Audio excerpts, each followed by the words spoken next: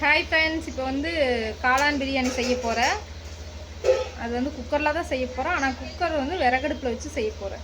Whistle விட்டு செய்ய போகிறேன். எப்படி வருதுன்னு தெரியல. ஃபஸ்ட் டைம் இப்படி செய்கிறேன். நீங்கள் இதுக்கு முன்னாடி இப்படி ட்ரை பண்ணிக்கிறீங்களான்னு சொல்லுங்கள் கமெண்டில். அப்படி ட்ரை பண்ணலாமா இல்லை அது ஆபத்தா அப்படிங்கிறதையும் கமெண்டில் சொல்லிடுங்க. நான் வந்து ஒரு வீடியோவில் பார்த்துருக்குறேன். அதனால் வந்து செய்யலான்னு ட்ரை பண்ணிகிட்ருக்குறேன். ஏன்னா கேஸ் தீந்துடுச்சுல பெரியம்மா வீட்டில், அதனால். ஓகே, வாங்க எப்படி வருதுன்னு பார்க்கலாம். ஃப்ரெண்ட்ஸ், இப்போ பாருங்கள், காளான் பிரியாணி வந்து குக்கரில் செய்கிறதுக்கு ரெடி ஆகிட்டோம். குக்கர் பாருங்கள் தயார் நிலையில் இருக்குது. பெரியவா சாம்பலை போட்டு நல்லா பூசி கவுத்தி வச்சுருக்குறாங்க. இப்போ அதில் தான் செய்ய போகிறோம். சொன்னோன்னே எப்படி கைப்பிடி உடச்சி கைப்பிடி வருது வேறு தேவைதான் சாட்டை. ஒரு காளான் அப்புறம் எல்லாமே ரெடி பண்ணியாச்சுங்க ஃப்ரெண்ட்ஸ். அதை கூட கொஞ்சம் மீல் மேக்கரும் போடலான்ட்டு அதையும் சுடுதண்ணியில் போட்டு வச்சுருக்கிறேன். சரி, கறி தான் சாப்பிட்றதுல அதையும்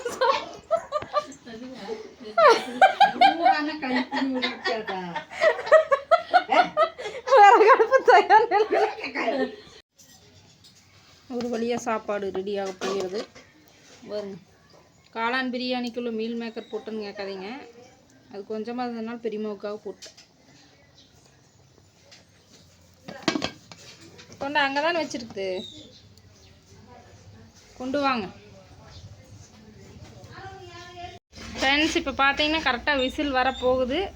கேஸ் வண்டியும் கரெக்டாக வந்துடுச்சு. வரும் கரெக்டாக கேஸ் வண்டியும் வந்துடுச்சு. சாப்பாடும் விசில் வரப்போகுது. 9:30 டைம்.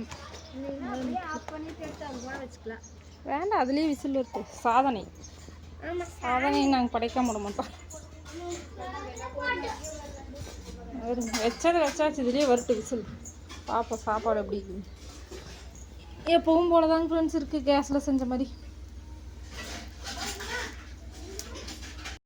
ஃப்ரெண்ட்ஸ், வெற்றிகரமாக கேஸும் வந்துச்சு, விசில் கேஸ் வண்டி வந்து இங்கே சிலிண்டர் இறக்கிட்டுக்கிறேன். இங்கே விசில் வந்துச்சு. ஒரு விசில் வந்துச்சு, 2 விசில் தான். டீ வந்து ரொம்ப ஸ்லோவாக தான் ஃப்ரெண்ட்ஸ், மீடியமாக வந்து எடுத்துக்கிட்டேன். ரொம்ப அதிகமாகவும் வைக்காமல் ரொம்ப கம்மியாக வைக்காமல். இன்னும் 2 விசில் வந்ததுக்கப்புறம் சாப்பாடு எப்படி இருக்குன்னு பார்க்கலாம்.